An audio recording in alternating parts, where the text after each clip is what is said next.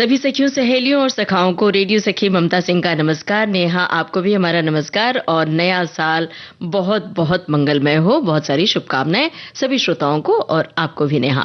बिल्कुल। और ममता जी और सभी श्रोताओं को नेहा शर्मा का नमस्कार और नए साल की ढेरों शुभकामनाएं। क्या हाल है? हाल वही है। सोच रही हैं कि इस बरस क्या कुछ करना है, क्या कुछ पिछले बरस में छूट गया वो इस बरस में निपटाना है ना? जी बिल्कुल। यही सवाल तो हम सबके जहन में होता है कि हम हर साल अपने से वादे करते हैं, बहुत सारे वादे करते हैं कि हम ईमानदारी से रहेंगे, झूठ नहीं बोलेंगे, वक्त पर हर जगह पहुंचेंगे, समय की पाबंदी।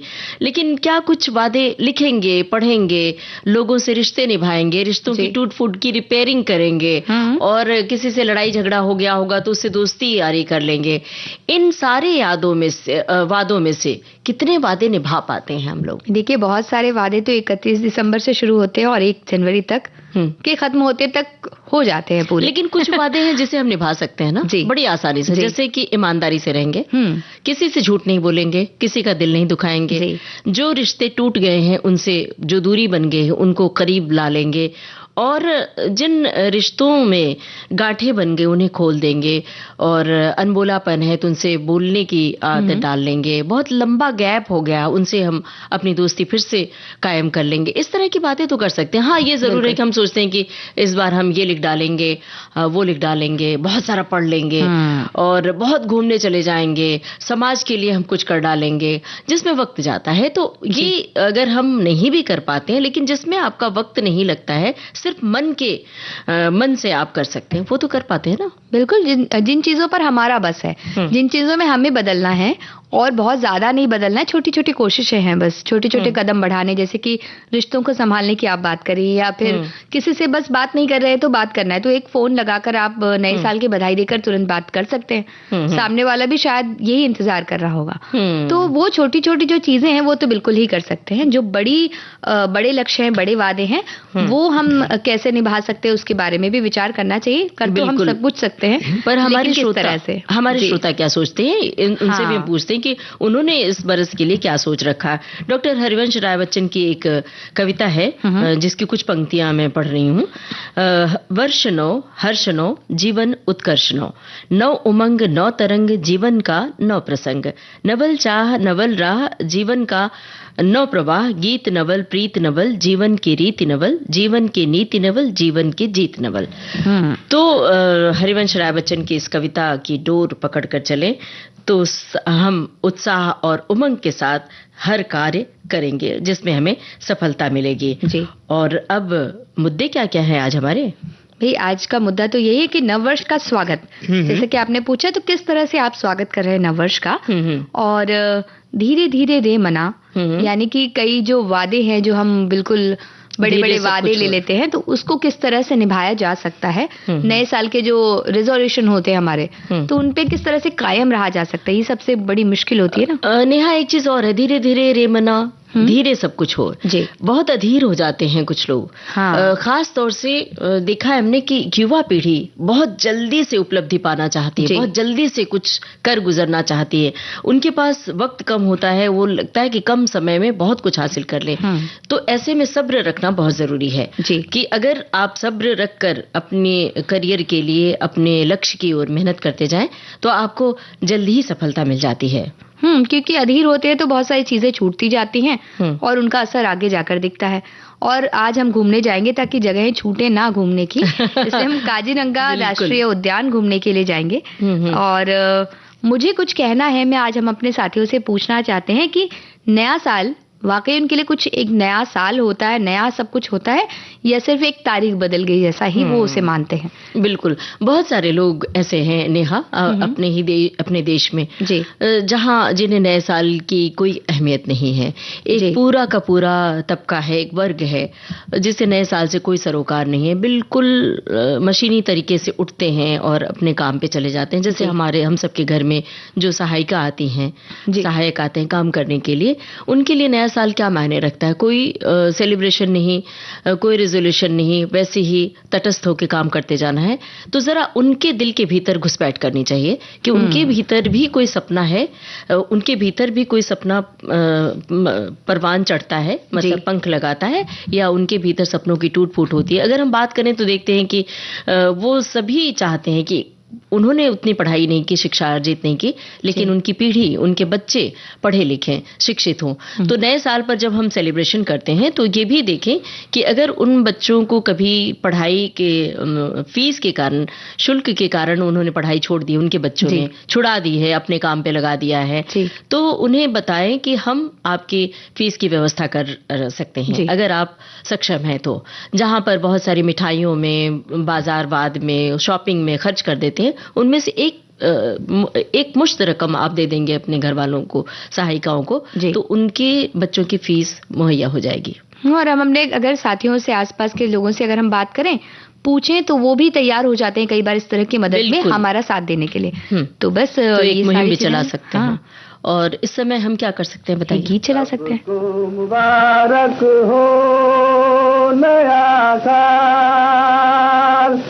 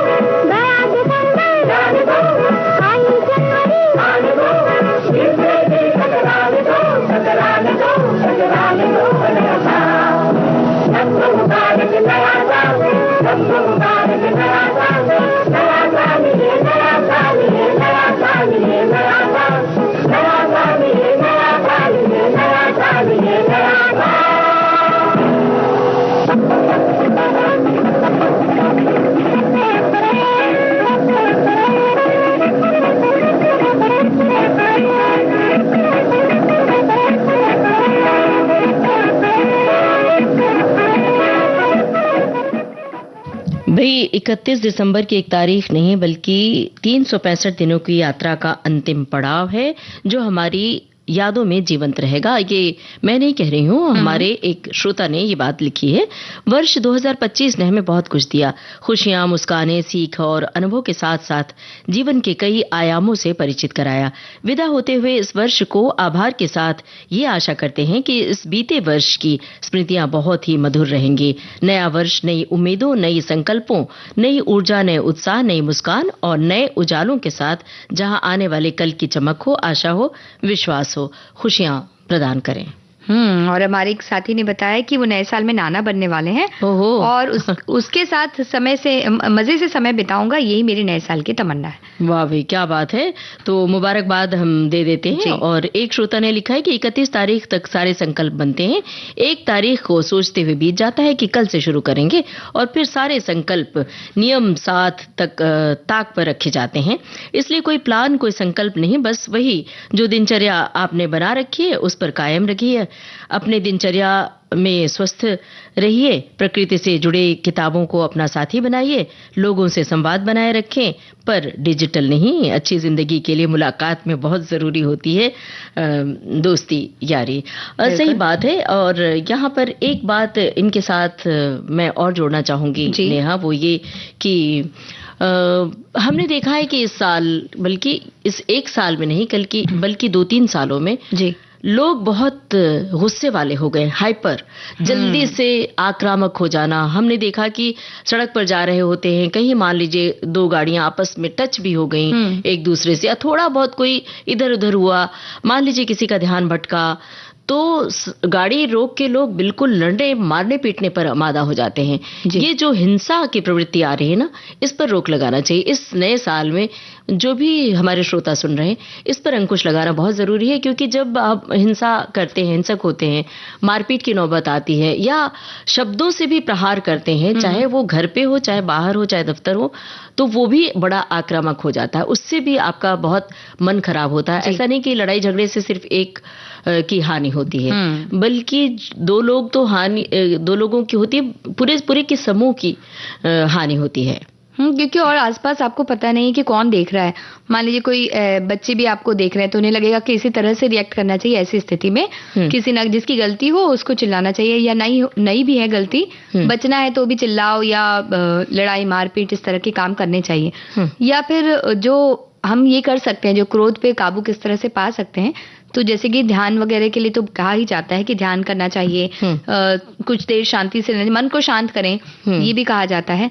और उसके अलावा ये कर सकते हैं कि आप सोच सकते हैं कि अगर आप किसी ऐसी सिचुएशन में हो तो फिर आप इसके अलावा क्या कर सकते हैं। तो आप और उस सड़क यातायात के नियमों का पालन करें। ये भी एक वादा लें। अगर सड़क के यातायात के नियमों का पालन करेंगे आप, तो ऐसी हिंसक घटनाओं से बच सकेंगे। जैसे धूम्रपान करना, लोग बाइक चलाते हुए मोबाइल कान में लगा लेते हैं, बातचीत करते चले जाते हैं आराम से, ये नहीं देखते कि अगल बगल वाले कहीं टकरा गए, उनका ध्यान तो भटकेगा है, उनकी जान तो जोखिम में पड़ेगी ही, साथ वाले की भी। धूम्रपान करते हुए लोग बाइक चलाते हुए चले जाते हैं। और हमें तो बड़ा अच्छा लगता है कि छोटे बच्चे बड़ों को टोकते हैं। मेरे घर में एक बच्चे ने टोका, बगल वाले गाड़ी में कोई बैठकर बाकायदा धूम्रपान कर रहे थे, तो उसने कांच नीचे किया और उसने टोक दिया कि आपको सड़क पर धूम्रपान नहीं करना चाहिए। तो सामने वाले ने बड़ी पहले तो आंखें दिखाई और तुरंत लेकिन वो सिगरेट उठा के फेंक दिया। तो मुझे बड़ा अच्छा लगा कि अगर किसी के टोकने से आप बात को मान लेते हैं तो ये भी अच्छी बात है। तो नए साल पर अपने तमाम वादों में से ये एक इस तरह के वादे भी निभा लें, रख लें। ये वादा तो रखना ही चाहिए। और जैसे कि आपने कहा कि मोबाइल में बात करते सिर्फ बात नहीं करते हैं, आजकल वीडियो देखते हुए जाते हैं। हाँ, तो ये ज्यादा खतरनाक है। पैदल चलते हैं जब, बात में तो सिर्फ आपका ध्यान बातों में रहता है, लेकिन वीडियो में तो आप पूरे खो जाते हैं। फिर आपको पता ही नहीं चलता है कि आप सड़क पर हैं, घर में बैठे हैं, कि क्या कर रहे हैं। सामने से आने वाले लोगों से टकरा जाते हैं। चलते हुए भी वीडियो, और गाड़ियों में भी लोग वीडियो साइड में चला देते हैं और रील्स देखते हुए गाड़ियां चलाते जाते हैं। और यहाँ एक गड़बड़ और होती है कि जो एक तरफ से वीडियो देखता हुआ बंदा चला रहा है, एक तरफ से कोई जैसे नजदीक जाना है तो शॉर्टकट मार के उल्टी दिशा में आ रहा है। तो उस समय के खतरे को जरा महसूस कीजिए और अपनी जान के खतरे को महसूस करते हुए इन बातों पर अमल कीजिए। बिल्कुल।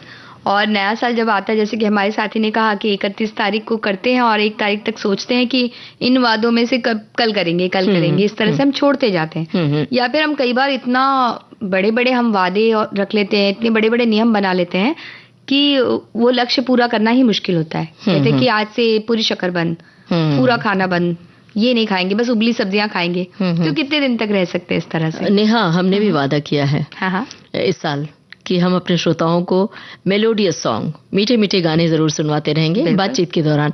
और ये वादा भी कर सकते हैं क्या कि हम बातें कम करेंगे? नहीं, बातें कम करेंगे तो श्रोताओं के कमेंट कैसे आएंगे?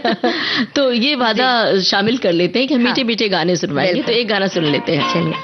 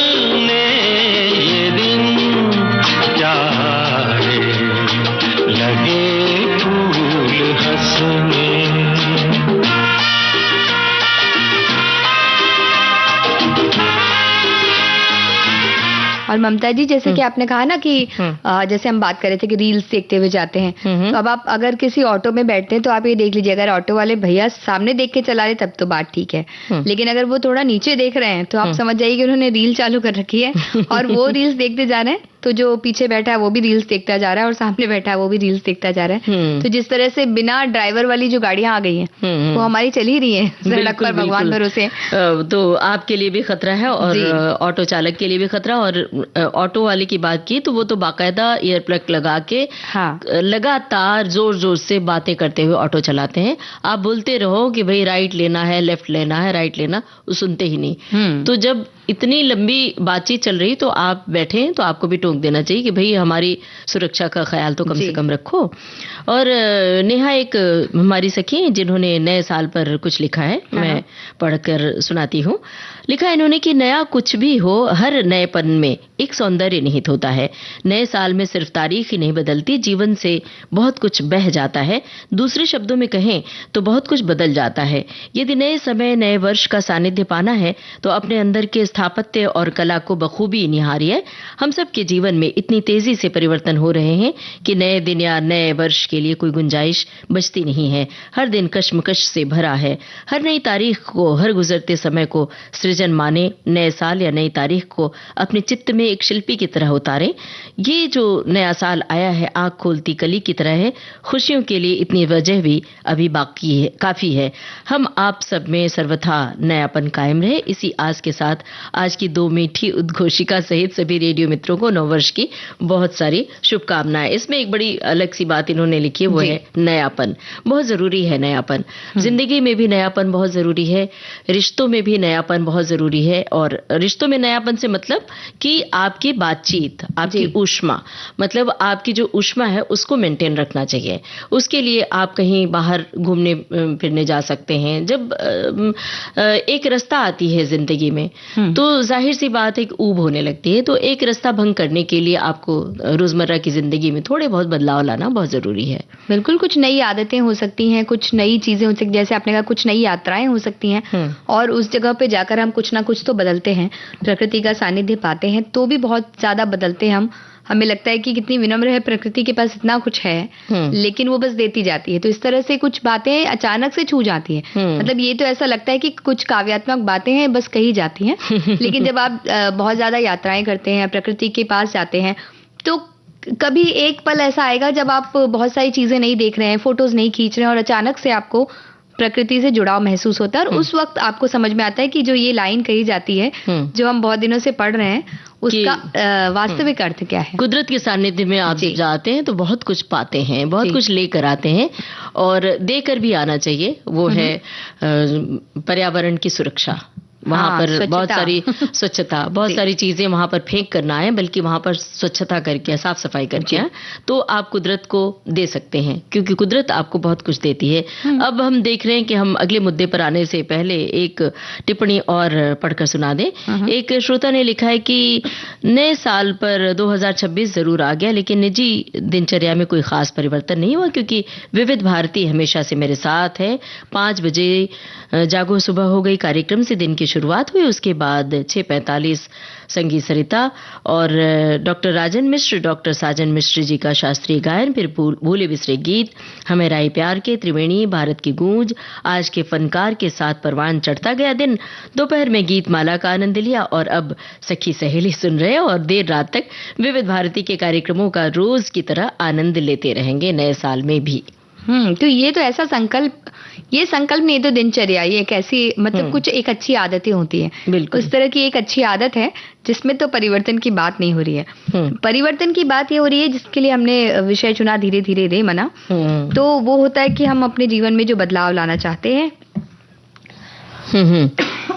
सॉरी, तो ये जो जीवन में हम बदलाव लाना चाहते हैं, फिर बहुत सारे वादे बनाते हैं, फिर कहते हैं कि ये तो हमसे पूरा नहीं हो रहा है। और क्या हम सबसे पहले तो ये सवाल खुद से पूछें कि क्या कभी ये चक्र बदलेगा? बिल्कुल, अगर आप अपने लिए वास्तविक लक्ष्य निर्धारित करें तो ये चक्र एक नए सुधार वाले चक्र में बदल सकता है। तो इसके लिए हमें क्या करना चाहिए? अपने लिए ऐसे लक्ष्य रखना चाहिए जो छोटे और आसानी से पाने वाले हों। साथ ही कुछ जरा मुश्किल लक्ष्य भी रखें, लेकिन बेहद मुश्किल लक्ष्य नहीं। जैसे कि डाइट के लिए पूरी चाय बंद कर देना, शक्कर पूरी तरह से बंद करने की बजाय हफ्ते में 2 बार चाय, 3 दिन शक्कर, या उसकी जगह गुड़ जैसा नियम बना लें। टेलीविजन, मोबाइल देखना बंद करने की जगह उसे कम करते हुए बंद या सीमित उपयोग में लाएं, क्योंकि मोबाइल आजकल उपयोग की बजाय मुसीबत बन गया है। और मोबाइल की वजह से तो बहुत सारे घरों में तनाव, लड़ाई झगड़े और बच्चों की पढ़ाई पर असर, बहुत कुछ हो रहा है। बिल्कुल, और मोबाइल जरूरी भी है, लेकिन उसका जो बहुत ज्यादा उपयोग हम करने लगे उस पर थोड़ा सा हम अंकुश लगाना बहुत जरूरी है। उसी तरह से लक्ष्य पाने की जो अवधि रहती है ना, कि 12 महीने में ये पूरा करना है, 6 महीने की ये करना, उसके बजाय हर महीने के लिए छोटे छोटे लक्ष्य हम निर्धारित कर सकते हैं। जैसे हर महीने के अंत में हमको ये पता चल जाएगा कि भाई क्या मुश्किलें आ रही है इसको करने में, कुछ खाने पीने की जो चीजें हमने मना की वो कैसे हो रहा है उसमें, तो फिर हम सुधार कर सकते हैं ताकि इस लक्ष्य को आगे पूरा कर सकते हैं। वैसे ही जो पूरा हो गया अब पूरा हो गया तो खुश होकर छोड़ ना दें, उसको भी आगे करें और एक छोटा लक्ष्य और लगा लें अगले महीने के लिए। तो इस तरह से जब हम एक एक महीने के लिए करेंगे ना, तो कुछ मान लीजिए आधा हमने वो लक्ष्य आधा पहुंचे हम वहां तक, तो फिर आगे आधा किस तरह से कर सकते हैं, उसके लिए क्या क्या चीजें, मतलब वास्तविकता से जब सामना होता है तो पता चलता है कि भाई हम पूरी शक्कर नहीं छोड़ सकते, हम पूरी चाय नहीं छोड़ सकते, हम 4 कप पीते हैं, हम 1 कप पी सकते हैं। तो इस तरह से हमें जब पता चलते जाता है तो अगर एक महीने का लक्ष्य रखें, इस बरस का रेजोल्यूशन यही है कि चाय नहीं पीनी है और शक्कर कम कर देनी है ना। देखिए बार-बार इस बातें आ रही है। वैसे शक्कर कम कर दे लेकिन मिठास जीवन में घोले रखें, बिल्कुल, क्योंकि मिठास की बहुत जरूरत है आजकल, जहाँ पर इतने ज्यादा आक्रामक हो रहे लोग, ऐसे में मीठी बातों की, रिश्तों में मिठास की बहुत ही जरूरत है। और चाय हम अक्सर देखते हैं कि लोग कहते हैं कि चाय छोड़ रहे हैं, अचानक ये पता नहीं फैशन सा चल पड़ा है कि चाय छोड़ रहे हैं। चाय पीजिए लेकिन कम मात्रा में पीजिए, और दिन में जो 10 बार चाय पीते थे उसको कम करके 2 बार 3 बार। बहरहाल हर छोटे लक्ष्य को पाने पर आप खुशी मना सकते हैं जी, क्योंकि जब लक्ष्य मिलता है तो किसी एक को घर में अगर लक्ष्य तक पहुंचा तो उसकी खुशी में शरीक हो, और हो सकता है किसी नियम का आप पूरा पालन कर न पाए, लेकिन उसका आधा भी अगर आपने कर लिया तो खुद को शाबाशी देने से चूके नहीं, क्योंकि हम खुद को शाबाशी नहीं देते हैं, हम सबके लिए, दूसरों के लिए करते हैं, लेकिन खुद के लिए कभी खुशी नहीं मनाते हैं।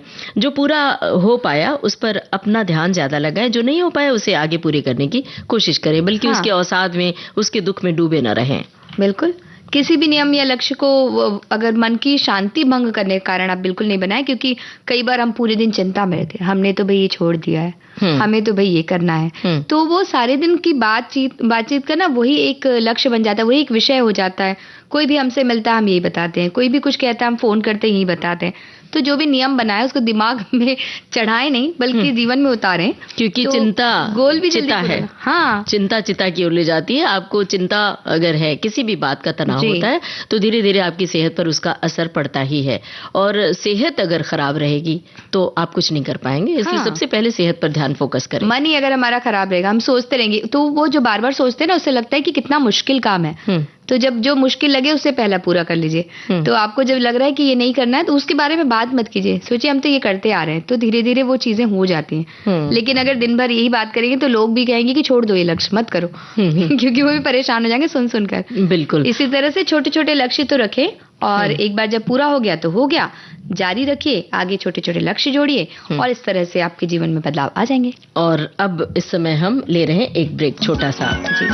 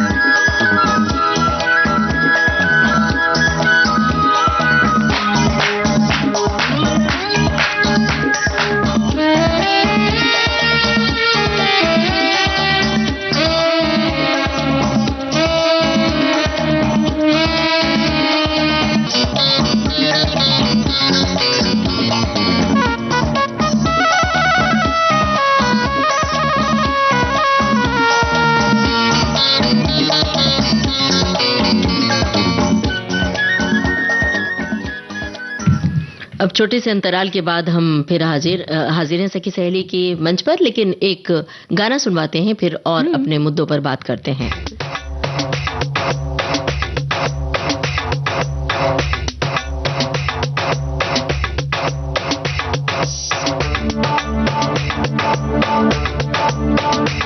रुत आ गई रे, रुत छा गई रे, रुत आ गई रे, रुत छा गई रे, रुत आ गई रे, रुत छा गई रे, रुत आ गई रे, रुत छा गई रे। पीली पीली सरसों फूले, पीले पीले पत्ते झूमे, पीहू पीहू पपीहा बोले चल बाग में। धमक धमक ढोलक बाजे, छनक छनक पायल छनके, खनक खनक कंगना बोले चल बाग में। चुनरी जो तेरी उड़ती है, उड़ जाने दे बिंदिया, जो तेरी गिरती है, गिर जाने दे चुनरी, जो तेरी उड़ती है, उड़ जाने दे। रुत आ गई रे, रुत छा गई रे, रुत आ गई रे, रुत छा गई रे, रुत आ गई रे, रुत छा गई रे।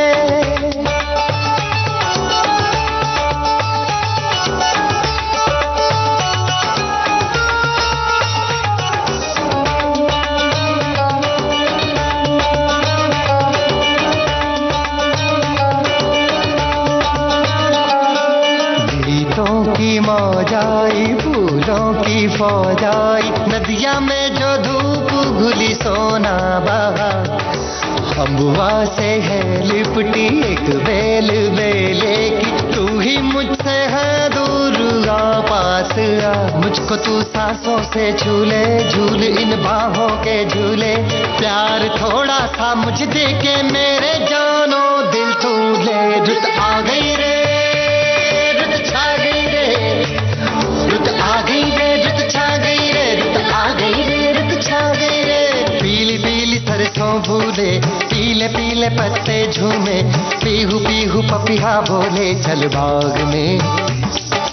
धमक धमक ढोलक बाजे, छनक छनक पायल छनके, खनक खनक कंगना बोले चल बाग में। चुनरी जो तेरी उड़ती है, उड़ जाने दे बिंदिया, जो तेरी गिरती है, गिर जाने दे चुनरी, जो तेरी उड़ती है, उड़ जाने दे। रुत आ गई रे, रुत छा गई रे, रुत आ गई रे, रुत छा गई रे, रुत आ गई रे, रुत छा गई रे।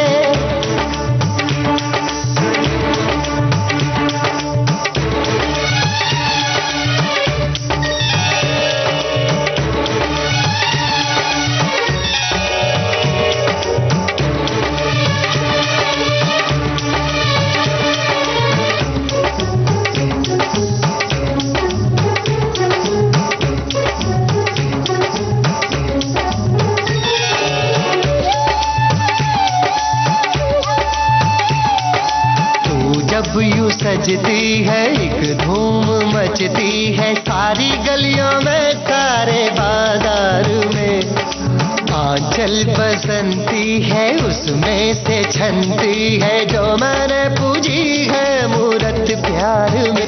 जान कैसी है ये डोरी, मैं बंधा हूँ जिससे गोरी, तेरे नैनों ने मेरी नींदों की कर ली है चोरी। रुत आ गई रे, रुत छा गई रे, रुत आ गई रे, रुत छा गई रे, रुत आ गई रे, रुत छा गई रे, रुत आ गई रे, रुत छा गई रे। पीले पीले सरसों फूले, पीले पीले पत्ते झूमे, पीहू पीहू पपिया बोले चल बाग में। हाँ धमक धमक ढोलक बाजे, छनक छनक पायल छनके, खनक खनक कंगना बोले चल बाग में। चुनरी जो तेरी उड़ती है, उड़ जाने दे बिंदिया, जो तेरी गिरती है, गिर जाने दे चुनरी, जो तेरी उड़ती है, उड़ जाने दे। रुत आ गई रे, रुत छा गई रे, रुत आ गई रे, रुत छा गई रे, धमक धमक ढोलक बाजे, रुत आ गई रे, रुत आ गई रे, रुत छा गई रे, रुत आ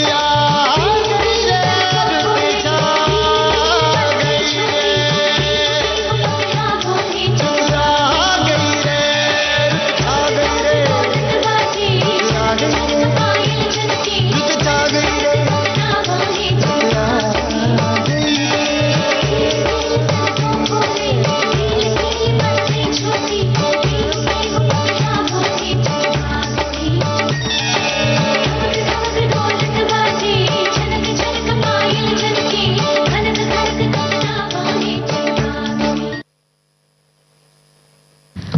तो ममता जी, हमारे बहुत से साथियों ने बहुत सी बातें नए साल के बारे में लिख भेजी हैं और हमारे तो एक साथी पूछे कि मोबाइल कम कैसे करें, फिर मैसेज कैसे करें।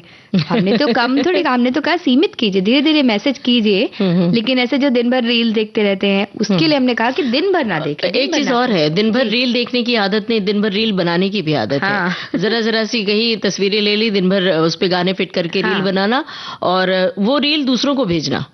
और इसके अलावा रोज सुबह उठ के गुड मॉर्निंग और शुभ प्रभात वाले जो मैसेज आते हैं उसमें फूलों से सजावट, पत्तियों से सजावट, उससे भी लोगों को दिक्कतें होने लगती है। तो वो भी वादा एक हो सकता है कि हम उन्हें अपने शब्दों से आप कहिए ना, उनकी शुभकामनाएं कीजिए। शब्दों के माध्यम से फूल पत्ती भेजने की क्या जरूरत है, वो फॉरवर्डेड होते हैं। फॉरवर्डेड मैसेज का कोई मतलब नहीं होता और सामने वाला देखता भी नहीं है। अपनी व्यस्तताओं में आजकल जो व्यस्तताएं हैं उसमें लोग देख नहीं पाते हैं और कई बार उन्हें ऐसा लगता है कि ये तो यही मैसेजेस भेजते हैं, तो वो आपके कई जो जरूरी मैसेज होते हैं उनको भी मिस कर देते हैं, वो ओवरलुक हो जाते हैं। एक श्रोता ने लिखा है कि रोजमर्रा की जिंदगी में सुबह की शुरुआत ही विविध भारती के भजन वगैरह के साथ होती है। पूरा दिन विविध भारती के प्रोग्राम के हिसाब से होती है, कोई हो न हो विविध भारती तो है।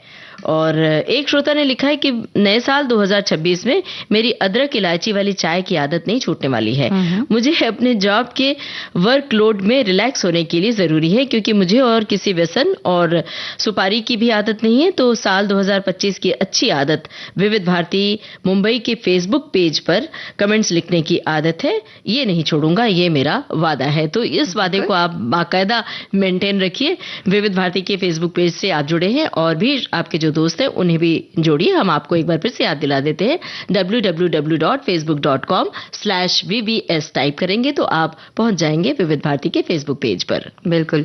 और ये भी बात है, देखिए अब ममता जी, अब ये बात क्लियर करना बहुत जरूरी है मेरे लिए। क्या कि जो मैंने कहा आपने कि चाय छोड़ने की आदत के बारे में जब हमने कहा उसे काफी सीरियस ले लिया गया है। ये सिर्फ एक उदाहरण था, तो चाय मत छोड़िए, कुछ और छोड़ दीजिए, चाय पीते रहिए आप लोग, कोई परेशानी नहीं है हमें। कुछ लोगों को चाय से भी तकलीफ होती है, तो चाय छोड़ने में दिक्कत क्या होता है, दिक्कत क्या है, वो कुछ और घर पे कुछ जूस बना सकते हैं, सूप बना सकते हैं, वो पी सकते हैं। और पानी सबसे अच्छा पानी जरूर पिए, पानी साथ में रखे, उसे पीते रहें, क्योंकि आजकल ये चलन हुआ है, आप जरा सी बात के लिए आप तकलीफें होती हैं तो डाइटिशियन के पास जाते हैं, तो हर डाइटिशियन आपको यही बताता है कि आप पानी की बोतल साथ में रखिए, थोड़ी थोड़ी देर पर पानी पीते रहिए। और हमें, हमारे जो कार्यक्रम का स्वरूप है ये हमें कहता है कि थोड़ी थोड़ी देर पर गाने बजाते रहिए और मुद्दे बदलते रहिए। तो हम मुद्दा बदल देते हैं और चलते हैं घूमने। वैसे भी साल का पहला दिन अक्सर यात्रा के नाम होता है, और अगर यात्रा करनी ही है तो क्यों ना अभयारण्य चला जाए, क्योंकि प्रकृति और जीवों से बेहतर जगह भला क्या हो सकती है। तो आज हम असम के काजीरंगा राष्ट्रीय उद्यान की सैर पर लिए चलते हैं। खासतौर से एक सींग वाले गैंडे को देखने के लिए इस जगह बहुत सारे लोग आते हैं। यहाँ तकरीबन 2200 से ज्यादा एक सींग वाले गैंडे रहते हैं। ये संख्या विश्व भर में एक सींग वाले गैंडों की संख्या का 2/3 हिस्सा है। और इस जगह का पूरा नाम है काजीरंगा राष्ट्रीय उद्यान एवं बाघ अभ्यारण्य। तो जाहिर है कि सिर्फ गैंडों के ही दर्शन नहीं होंगे, बल्कि बाघ, भारतीय हाथी, जंगली भैंसे और दलदली हिरणों की भी अच्छी खासी आबादी यहाँ है। 2006 में इसे बाघ अभ्यारण्य भी कहा जाने लगा, क्योंकि यहाँ बाघों की संख्या में भी वृद्धि होने लगी। और इसके अलावा यहाँ हुलाक गिब्बन, तेंदुआ, स्लॉथ, भालू, जंगली जल भैंस आदि भी पाए जाते हैं, और सब यहाँ अपने प्राकृतिक आवास में रहते हैं, तो बड़े आनंद से रहते हैं। बिल्कुल। और इसके साथ ही पक्षियों की अलग अलग प्रजातियां देखने को मिलती हैं। इनके संरक्षण के लिए काजीरंगा राष्ट्रीय उद्यान को वर्ल्ड लाइफ इंटरनेशनल की ओर से महत्वपूर्ण पक्षी क्षेत्र के रूप में भी मान्यता मिली है। यहाँ छोटे सफेद हंस मिलते हैं और पोचड बतख होते हैं, छोटे और बड़े बतख दिखाई देते हैं। काले गर्दन वाले सारस होते हैं, एशियाई ओपन बिल सारस जैसे कई पक्षी यहाँ पर सर्दियों में प्रवास करते हैं। गोलाघाट और नागांव जिलों के किनारे पे ये बसा है और 430 वर्ग किलोमीटर पे फैला हुआ है। यहाँ वन्य जीवों, पक्षियों के अलावा आप घास के मैदान, दलदली झीलें और घने जंगल देख सकते हैं। 1985 में इसे विश्व धरोहर स्थल घोषित किया गया था और इस उद्यान की स्थापना में भारत के वायसराय लॉर्ड कर्जन की पत्नी मैरी कर्जन की मुख्य भूमिका रही। और इसके अलावा ये भी बता दें कि काजीरंगा राष्ट्रीय उद्यान में जीवों के संरक्षण के लिए पुरजोर कोशिश की जाती है। इसका एक जीता जागता उदाहरण ये है कि कभी लुप्त होने वाली प्रजाति की श्रेणी में आ चुकी एक सींग वाले गैंडों की प्रजाति की बढ़ी आबादी। इस उद्यान की खूबसूरती वन्य जीवों, घने जंगलों और वनस्पतियों के कारण जितनी है, उससे भी कहीं ज्यादा खूबसूरत बनाने में ब्रह्मपुत्र नदी का हाथ है, जो साथ ही लगी है। ब्रह्मपुत्र नदी का जब हम नाम लेते हैं तो हमारे आंखों के सामने चौड़े चौड़े पाट नजर आते हैं और ब्रह्मपुत्र नदी में नाव पर खेते मछुआरे नजर आते हैं और वहां किनारों पर बसे वो एक खास तरह के बांस और लकड़ियों के जैसे छोटे छोटे घर बना देते हैं, कश्ती पर ही घर होते हैं और पानी में तैरते रहते हैं। तो वो हमने बाकायदा वहां पर रहकर बैठकर देखा है, तो बहुत लुभावना दृश्य होता है वो। जी। और काजीरंगा राष्ट्रीय उद्यान की अगर हम बात करें तो कई वनस्पतियों का खजाना भी है, जैसे कि कुंभी, आंवला, कपास के पेड़, हाथी, सेब, जलीय वनस्पतियों की भी बड़ी मात्रा झीलों, तालाबों, नदी के किनारों में देखने मिलती है। और इन सभी को देखने यानी काजीरंगा जाने का बेहतरीन समय है नवंबर से अप्रैल तक का, क्योंकि पर्यटकों के लिए काजीरंगा 1 मई से 31 अक्टूबर तक बंद रहता है। जून से सितंबर के दौरान काफी बारिश होती है और कई बार बाढ़ की चेतावनी भी जारी की जाती है, तो बंद कर दिया जाता है। और सर्दियों में भी लोग जा सकते हैं अगर कपाट खुला है तो। यहाँ पर घास सूखने के कारण साफ सुथरी पृष्ठभूमि पर गैंडे बड़ी आसानी से नजर आते हैं जब सर्दी बीत जाती है तब। यहाँ मतलब सर्दी कम हो जाती है तब। यहाँ वन्य जीवों को देखने के लिए जीप सफारी और हाथी सफारी होती है। जीप सफारी का समय सुबह 8 से 10 बजे तक और दोपहर में 2 से शाम 4 बजे तक का होता है। अगर आप हाथी सफारी लेना चाहते हैं तो इसका समय सुबह 5:30 के करीब और 7:30 तक का होता है। इसकी जानकारी आपको उद्यान में आसानी से मिल सकती है। बिल्कुल। और काजीरंगा के आसपास भी आप कुछ जगहों पर घूम सकते हैं, जैसे ओरंग राष्ट्रीय उद्यान जो कि 114 किलोमीटर की दूरी पर है, हुलुंग पार गिब्बन अभ्यारण्य, अडबाड़ी चाय बागान, काकोचांग जलप्रपात जो कि 46 किलोमीटर की दूरी पर है, देव पहाड़ जो 51 किलोमीटर की दूरी पर है। और काजीरंगा में अगर आपको रहना है तो कई होटल हैं, रिसोर्ट हैं जो रहने की व्यवस्था करते हैं और साथ ही यहाँ घूमने की व्यवस्था भी उनके पैकेजेस में होती है। तो वो आप जानकारी लेकर और अच्छी तरह से सब व्यवस्था करके यहाँ जा सकते हैं। और कुछ होम स्टे भी होते हैं जी, वहाँ भी आप रह सकते हैं। और असम की जब हम बात करते हैं, तो काजीरंगा की बात थी, असम की जब बात करते हैं तो हमें दूर दूर तक चाय के बागान, जब आप रास्ते में जा रहे होते हैं तो रास्ते में चाय के बागान जो देखने को मिलते हैं वो दृश्य बड़ा ही मनोहारी होता है। और जो असमिया महिलाएं होती हैं, लड़कियां होती हैं और वो बड़ी बारीकी से चाय की पत्तियों को काटती हैं, तोड़ती हैं जी, तो बहुत ही अच्छा लगता है देखने में। तो जरूर प्लान करें वहां जाने के। फिलहाल एक गाना सुनवाते हैं।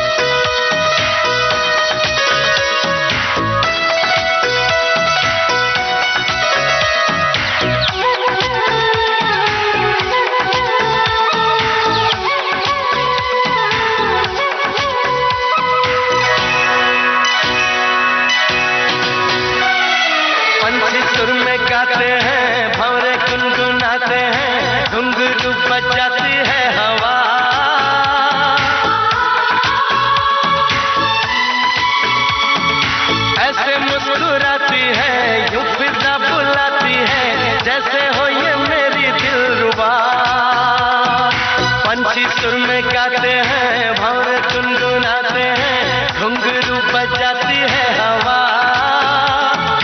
ऐसे मुस्कुरा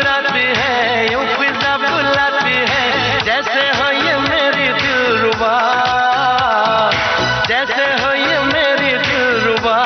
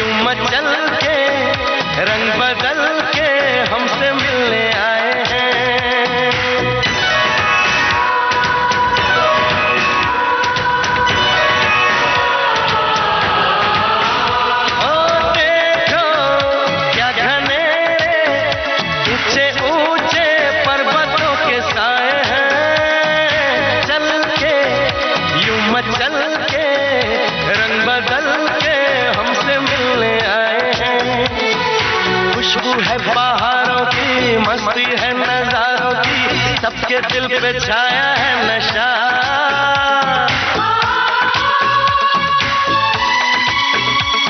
अरे ऐसे मुस्कुराती है, यूं फिजा बुलाती है, जैसे हो ये। सिर्फ तुम फिल्म का गाना था, उदित नारायण की आवाज, समीर के बोल थे, नदीम श्रवण का संगीत था। और भाई अब मैं भी चाय छोड़ दूंगी, अब चाय नहीं पीऊंगी आज से। अब हुआ क्या है? आपने ऐसे बोल दिया है, हमारे सारे श्रोता कह रहे हैं कि हम, कुछ लोग बोल रहे हैं कि आज से हम भी चाय छोड़ देंगे, और कुछ लोग कह रहे हैं कि अदरक इलायची वाली चाय नहीं छोड़ेंगे, और ज्यादातर लोग बोल रहे हैं कि हम भी चाय छोड़ देंगे। अब आपने ऐसा क्या बोल दिया है कि जिससे हमने जो भी बोला, हमारी 1 कप चाय रेडी हो रही है, हम तो सैली के बाद तुरंत पीने वाले हैं। अच्छा, 4 बजे मतलब चाय पीनी है हमें भी, तो ठीक है आज हम चाय पी लेते हैं। आज रहने दीजिए, फिर कल से छोड़ेंगे। ये वो वाला वादा है जो हम धीरे धीरे करके पालन नहीं करते हैं, तो बस थोड़ा कम कर दीजिए, छोड़िए मत, थोड़ी कम कर दीजिए। वो तो हम कम कर चुके हैं। 4 कप की जगह 1 कप, हर बार जब जितनी बार लेते हैं थोड़ा कम करते जाइए, क्वांटिटी कम कीजिए, चाय छोड़िए मत। सखी सहेली के बाद वाली चाय छोड़ दी जाए। हाँ, और नहीं आज नहीं छोड़ेंगे। अच्छा, आज नहीं, आज तो पीना ही है ना। कल कहाँ आता है, इसीलिए तो कहा गया ना कि जो काल करे सो आज कर। अभी मतलब जो कुछ कल से करना है आज से करें। तो बहरहाल अब आपकी ये बात तो माननी पड़ेगी, क्योंकि चाय का अभियान, जो चाय की मुहिम आपने चलाई है वो आपने चलाई है, तो वो आप कह रही हैं तो चाय पी ली जाएगी। लेकिन हमारे श्रोता देखिए कहाँ कहाँ घूम आते हैं। एक श्रोता ने लिखा है कि मैं जब असम गया था तो काजीरंगा नेशनल पार्क देखने गया था, एक एजेंट से टिकट बुक करवाया और सवेरे 4 बजे उठ के पहली हाथी पर की राइड के लिए लाइन में लग गया, और जंगल में सफेद गैंडा देखने गए। वहीं सफेद गैंडा देखने को मिलता है, और कोहरा होने की वजह से देखना मुश्किल हुआ, लेकिन हमारी किस्मत से कोहरा दूर होने के बाद बहुत सारे सफेद गैंडे के दर्शन हुए। क्या बात है भाई। और हमारे एक साथी कह रहे हैं कि धीरे धीरे रे मना, धीरे सब कुछ होए, माली सींचे 100 घड़ा, ऋतु आए फल होए। हमने चाय, कॉफी, सुपारी 20 वर्ष पहले ही छोड़ दिए, इसमें हमारा कोई हाथ नहीं है। एक बात और है, यहाँ पर चाय की बात जब चली है छोड़ने की, तो हम जो भी कम उम्र के बच्चे हैं, हमने आजकल देखा फैशन सा चल पड़ा है, चाय और कॉफी की बात नहीं बल्कि कोल्ड ड्रिंक, और वो कोल्ड ड्रिंक पीते हैं। मतलब उन खास तौर से स्कूल कॉलेज से लौटते हुए बच्चों को प्यास लगती है तो पानी की जगह कोल्ड ड्रिंक पीते हुए देखा है।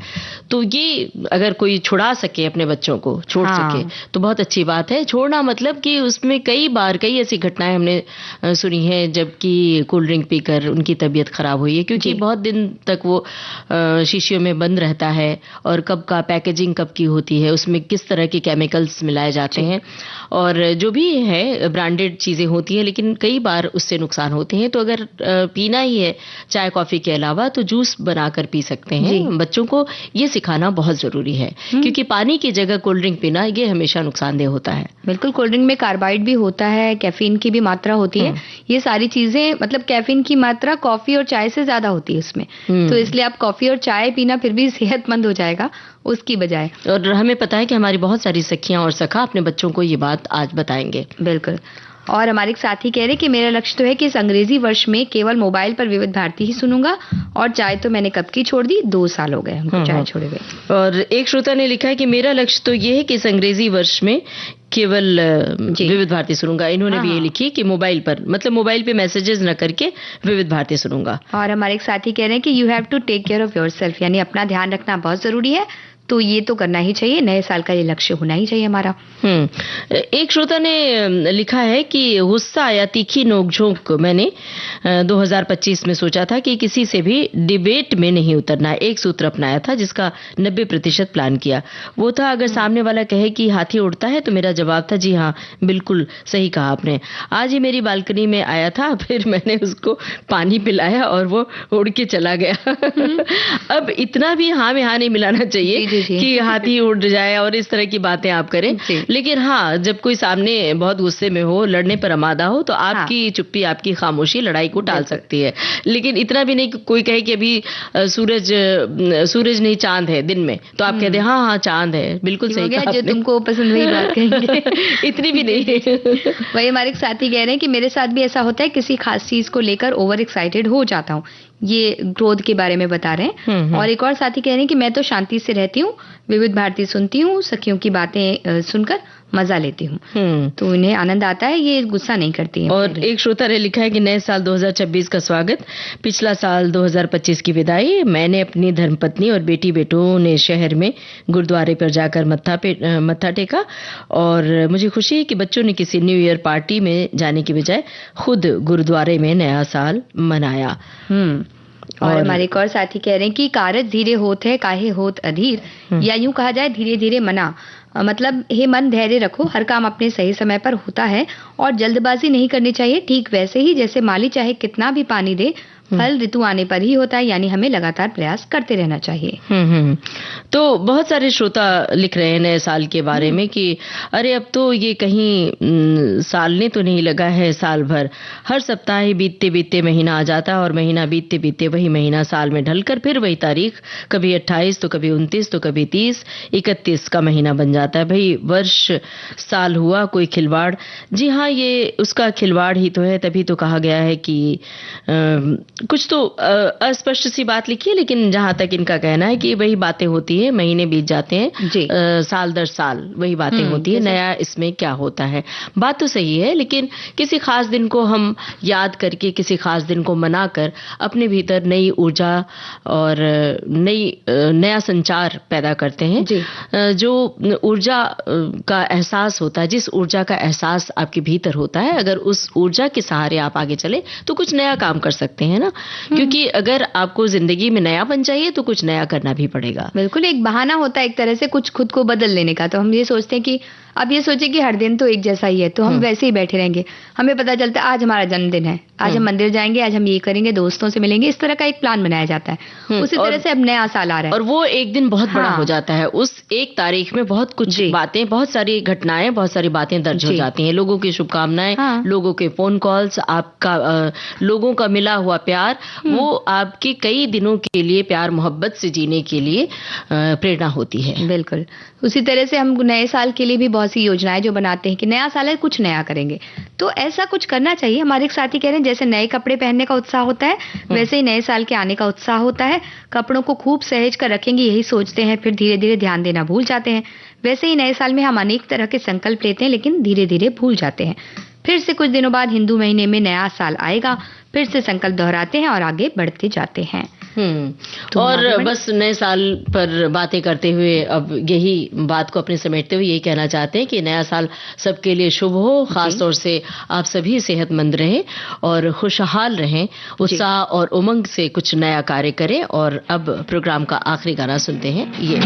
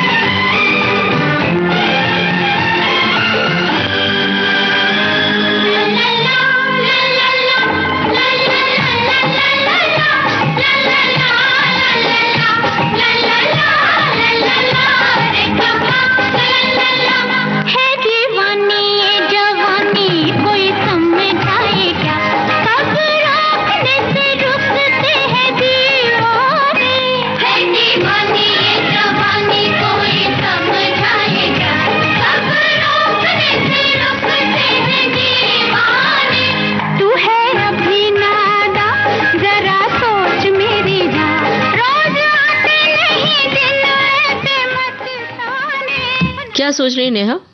सोच ही रहे हैं कि और बहुत सारी बातें करनी थी, ये मेरा रेजोल्यूशन था। अच्छा, मगर समय साथ नहीं दे रहा है। समय ने साथ निभाया बाकायदा। बस ये कि सखी सहेली की महफिल जब सजती है तो हमें समय का एहसास ही नहीं होता कि कब 1 घंटा बीत जाता है। यही बात हमारे श्रोता भी लिखते हैं। तो अब घड़ी की ओर देखिए, बिल्कुल वक्त नहीं कि बोले बतियाएं या गाना सुनवाएं।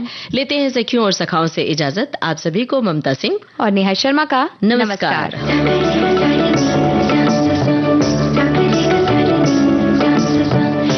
सखी सहेली कार्यक्रम की प्रोड्यूसर अनुश्री पाठक। सखी सहेली।